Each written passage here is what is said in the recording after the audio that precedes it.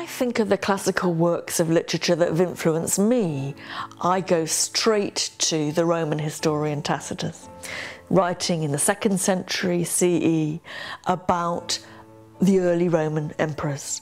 And it's a story and an analysis of power, autocracy, corruption, of political wheeling and dealing. He knows how societies become corrupt. It's a brilliant analysis of why Rome essentially went to the bad.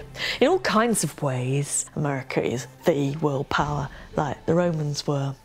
But there are all sorts of senses in which that goes deeper than that quite obvious and general point.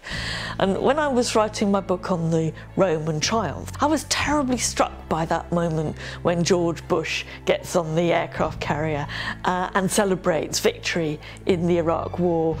And I remember thinking, gosh, that's exactly what a Roman emperor would have done. That's what a Roman general would have done.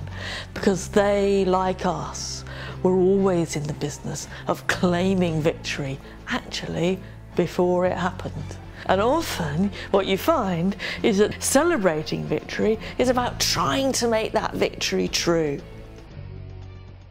The really fascinating question, I think, about the ancient world is, what was it like to live there? What did it feel like?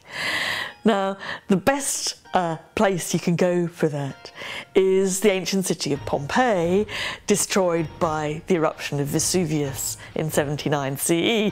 So that's why I've written my book about life in Pompeii, to try and recapture something of what life was like for ordinary people in the ancient world. And it's a wonderful experience of both thinking about the familiarity of life in Rome, which would have been recognisable to us, but also you can start to see, when you look hard, you can start to see how weird and different, actually nasty, so much of life must have been in the ancient world. Women in Greece and Rome had an absolutely ghastly life.